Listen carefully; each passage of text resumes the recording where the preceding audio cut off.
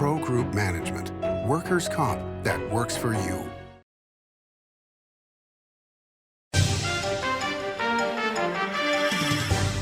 Welcome to Nevada Newsmakers. On the broadcast today, Mary Lau joins us. She's president and CEO of the Retail Association of Nevada, here for the whole show on an all-new Nevada Newsmakers. Welcome to the Winnemucca Big R. Hi, I'm John Walker. Welcome to Big R Lovelock. Hi, I'm Rich Martin. Welcome to Fallon Big R. My name is Braden. Welcome to Big R Fernley. Hi, I'm Kelly. Welcome to Big R Sparks.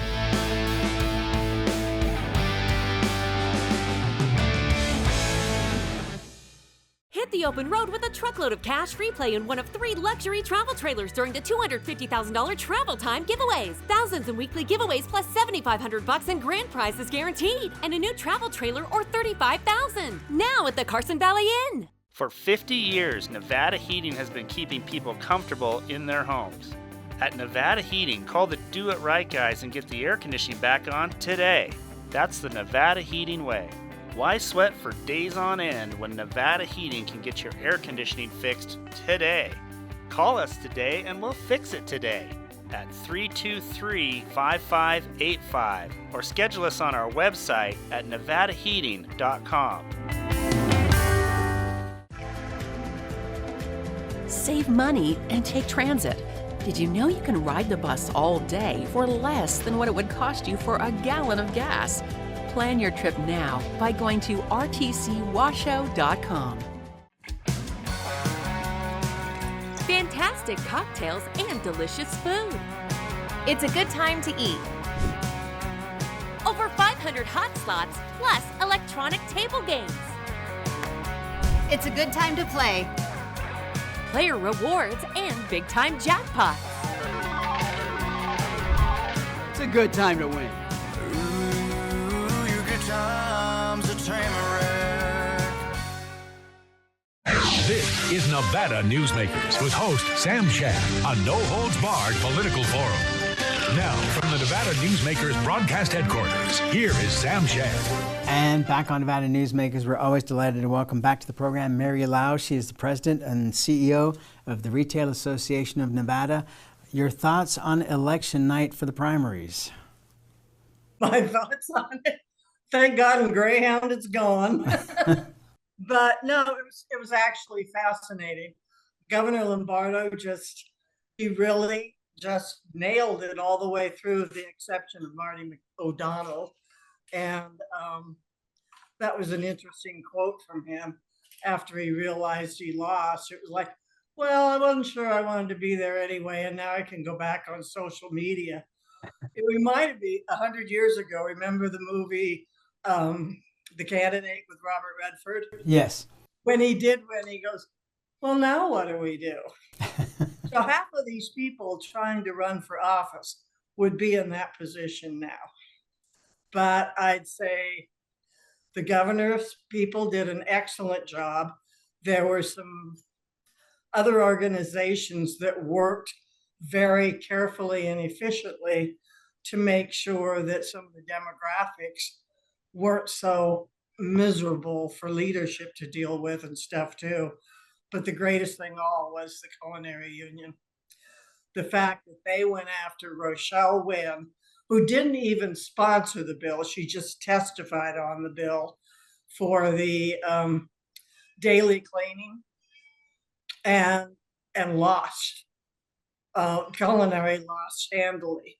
They did win in 17, but only because there was kind of a drop or a slippage in the Assembly caucus leadership.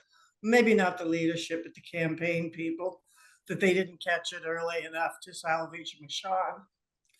But I mean, it was really a good night. And I wasn't really following a lot of the federal races because we don't donate federally, but you still emotionally and intellectually get involved in them. And I wasn't the least bit surprised that Sam Brown won. Now we'll see where it heads from here. I love the fact that Clara Andy Raiola won. You know, Clara is an awesome legislator. She's just getting her feet under her now. She maybe votes a little too Democrat or something for her district, but enough people respected what she was doing that she absolutely did a wonderful job and put the candidates that Robert Beadles ran against people to shame. They actually lost, and I love it. So what does this say about bullying? What does this say about bullying in politics? That if you don't back it up with a whole lot of money, it ain't going anywhere. Well, it's even beyond just bullying, and the whole lot of money stuff is do your flipping homework and do your job. If you want to have power and influence, you do it a little bit at a time. You get to know the community. You don't move into Nevada and turn around and say, okay, this place looks right for the pickings and I can get what I want. And you have people that change parties to get there. You have people that pretend to be one thing and work with the other party, you know, and it's politics has become very duplicitous and very interesting. I mean, I was very, very glad that Mark Amodei won his primary, and there's been some opinions that he didn't win it by enough. Well, with the low voter turnout, I would say Fred Simon only turned out the people that had voted for him before, like when he ran for governor or whatever. He didn't gain any attention. He didn't gain any votes. And I don't know, it's really fascinating how, what was it, 16 point something % of the voters voted. And that's too bad. Well, yeah, and what do we do about this? Because, you know, you would think that with all the noise from social media and the political programs on national television, on cable, that a far higher percentage of people would actually go out and vote. But are we seeing the exact opposite with all these election deniers and, you know, attacking the system, that we are actually creating a nightmare scenario of where people don't have faith in the system and therefore are not going to vote? I don't know that you can blame it on election deniers. You know, that was 16 and then 20. You know, people forget that Hillary claimed that she actually won.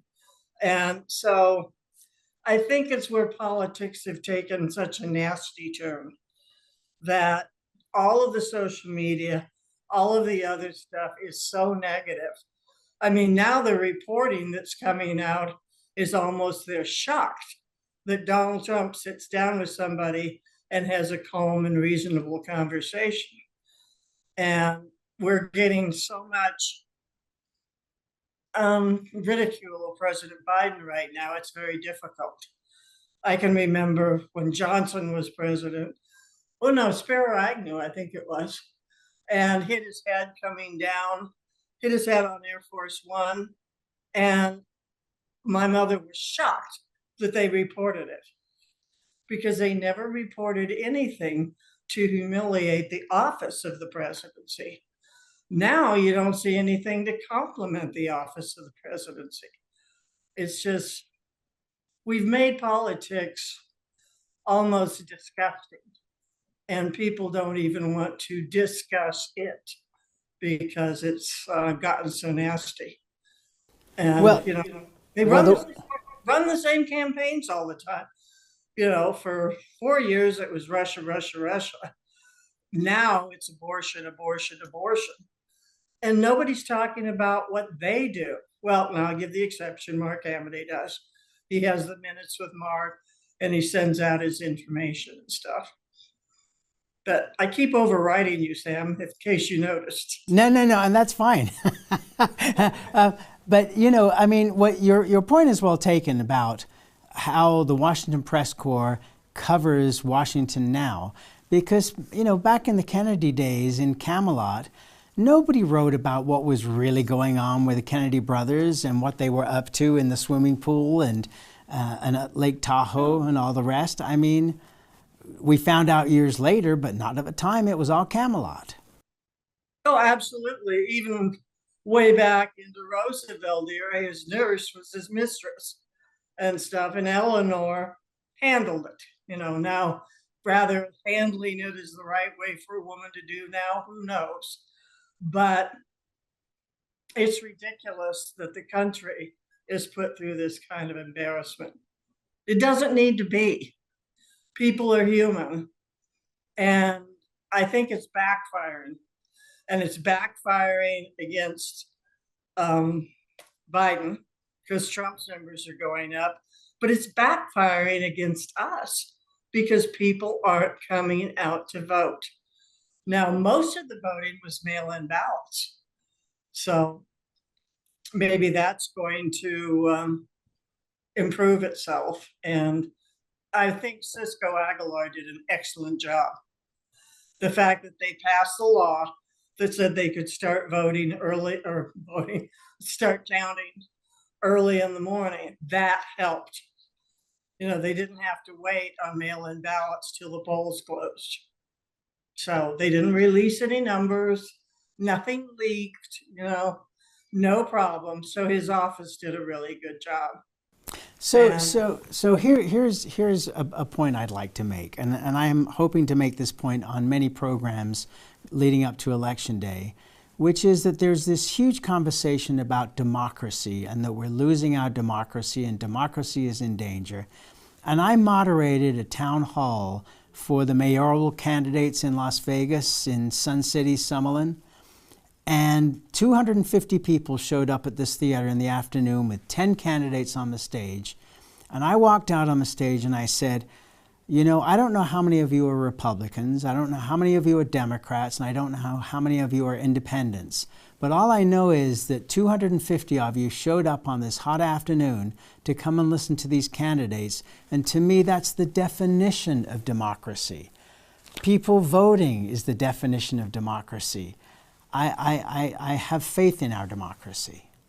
Well, that's just a scare tactic. You know, this protect our democracy crop, and I will agree with you that it's useless because it's not true. You have to participate in democracy.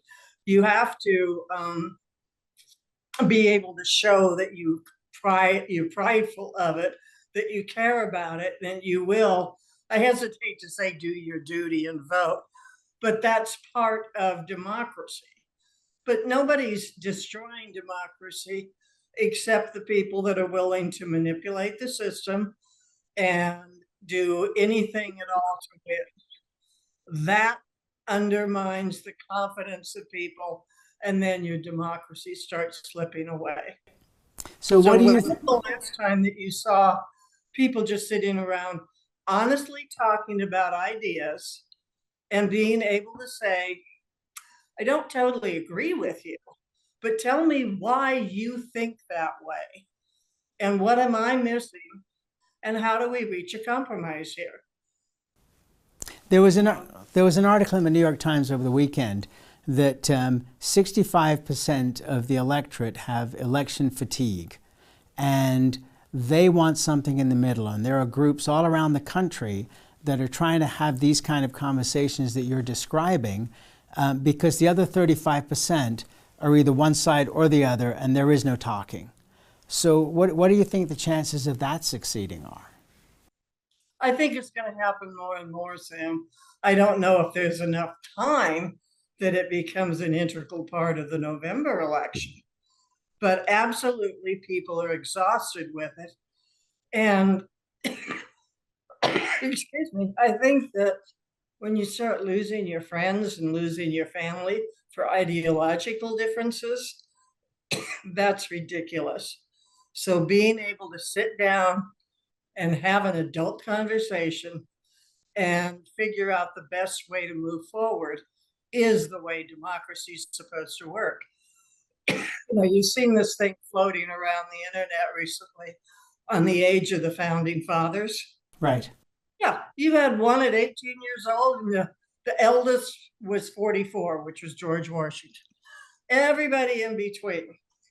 So you can listen to everybody. And then the elephant in the room was Franklin, who was in his 70s. And he was just sort of like the grand advisor. But it's like, come on, people, listen to everybody and stop trying to create division. This whole routine, and I'm sorry, creating subcategories in sexuality, creating little pods of people. They're people. Why do we have to have these little definitions of people instead of, I show up in a purple outfit, you show up in an orange outfit, somebody else shows up in a blue outfit, but you're all people. Who cares what your outfit is? And that's what we have to get back to. A little bit of love, what can I say? All right, let's take a break. More with Mary Lau after this timeout. Story County is leading Nevada.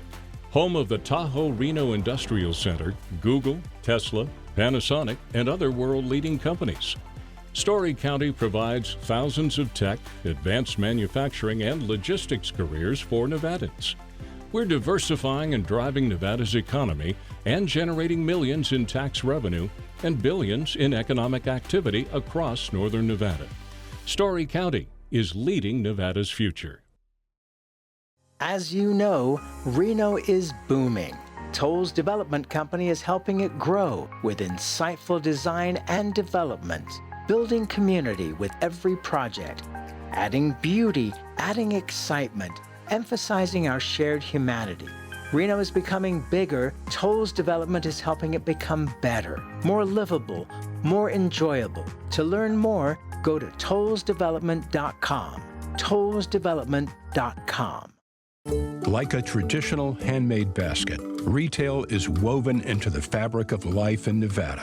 From big box to mom and pop, retail supports our communities in countless ways. Jobs for the disabled, team uniforms for kids, help for the elderly, and so much more. Retail employs over 1 in 10 workers. Retail supports Nevada, and we support retail. RANNV.org.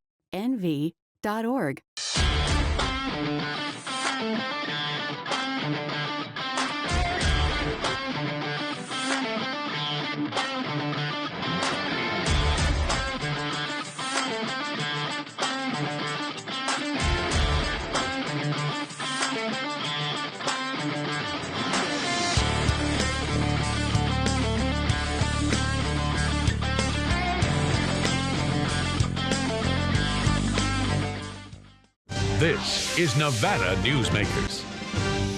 And back on Nevada Newsmakers, we continue our conversation with Mary Lau. She's the president and CEO of the Retail Association of Nevada. One of the races that to me is going to be fascinating is the Dallas Harris-Lori Rogich race. Your thoughts on that one? I'm confused as to why Lori ran, to tell you the truth. And I have great respect for the Rogiches and things, but it's putting people in a really interesting position. There was the last election cycle was the first time Dallas won, and she didn't have a record at that time. She was new to the process, and several people tried to elect somebody else in there, but it came down to having a Republican problem. You had the wrong candidate and an ineffective campaign manager. But now Dallas has spent 4 years doing some really good work. And it's a very, very high Democrat district. Now, having said that, you can't put anything past the Rogich machine. And I'll go back to Reed machine and Rogich machine. But I don't see how, but I wouldn't be surprised if Lori can't pull it off, There's another race that I wanted to bring up to you, and I know you don't invest money into these races, but Stephen Horsford and John Lee. That was going to be interesting because briefly back to Amity. Amity has a powerful position. And why would we hurt Nevada by trying to weaken that position? It's like the Republicans for Reed way back when. They pretty much, some of them lost their stature quote unquote. They became better people, but whatever. And so it's complicated because Stephen Horsford is the head of the Black Caucus. So does that make him so liberal that he's not serving the people of Nevada? Or does that make him powerful to help the people of Nevada? And that's going to have to be played out in this campaign. John Lee can self-fund, but I noticed somebody made a comment, but we don't know if he would. But the RNC, the Republicans, they're not putting a lot of money in Nevada because they have other races they can get. Now, I don't know if when Trump endorsed John Lee, does that mean that he's going to get some money to run? So, I mean, Stephen's been taken out once before. Crescent Hardy did that. And then Stephen came back and took out Crescent Hardy. But the district has changed. And when you see how John Ellison won against somebody in Pahrump, you know, Pahrum's a high population area. And Ellison just cleaned that race. So there's a lot of rural activity that's happening. And John Lee has a heck of a record to point back to in North Las Vegas. Well, you bring up a great point about Pahrump, but in general across the state, people are running for offices they can't win, and they are good people, and they should be running for offices that they have a chance at, whether it be city council, county commission. You know, you have some great people who have worked their way up to the legislature, for example, by serving on all their local boards. Is that part of what's wrong here, is that these people are just shooting for the moon and they fall short? Yeah, starting at the top and work their way down, you mean? Yes. That routine? Yeah, well, unfortunately, years ago, I remember asking Senator Raggio, what happened to people starting at school boards, parks and recreations, and working themselves up? And he says, by then they're ideologues, and we prefer to start them off as a good candidate, and they learn the process then. But it's almost reversed. The school boards are such a disaster now. You don't want those people coming forward. And then to your point, you have people that should never run for office, and they do. You know, Assembly 10, that race was interesting. And fortunately, Venice Karras pulled it off, you know, and it was the union strongly supported her. It's a Democrat district. It should be with a Democrat. And so she's new to the process, but she's willing to learn the process. Other people come in going, I hate this process. We're going to change it. And they don't even know it. You know, the joke in the halls is they don't know where the bathrooms are. Right. They don't know the process. They don't know the history, and they don't want to do the homework to learn it. And that's where we have to. Problem. Yep, and we have to take a quick break, and we'll be right back. Pro Group Management is the place where companies can find workers' comp solutions that are designed to meet their specific business requirements. As regulations evolve, Pro Group takes a proactive approach to clear the path to make sure your business stays ahead of the curve. Knowing your workers' comp program is optimized, you can focus on other important matters related to your growing business. Pro Group Management, workers' comp that works for you. Early in the morning or throughout the night, professional truck drivers are on the job, serving you, safely moving freight that's crucial to our economy. From the oldest industries to our newest innovators, from the exotic to the everyday, trucks are everywhere, moving everything. Never afraid to embrace a future that makes Nevada and our nation stronger. Trucking moves America forward. What do you count on? You count on your power every day. At NV Energy, we've always powered what's important to you, but we're not looking at the past. We're focused on the future. While our standards are high, our rates will remain low. And our commitment to renewables isn't just meeting standards, but leading the way. Because you can count on more than just your power. You can count on the company who brings it to you. That's our promise. You can count on it.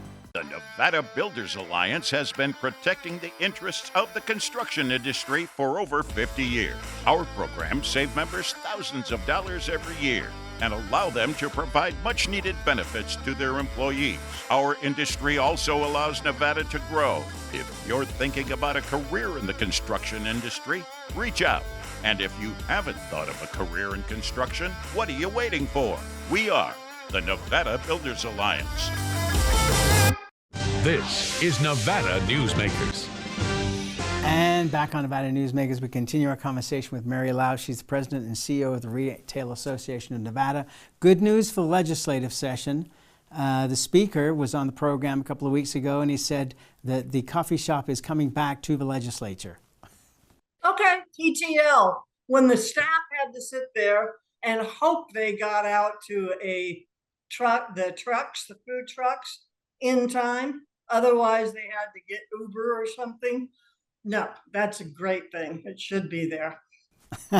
Well, we will all enjoy it in Carson City. Mary, thank you so much for doing this as always.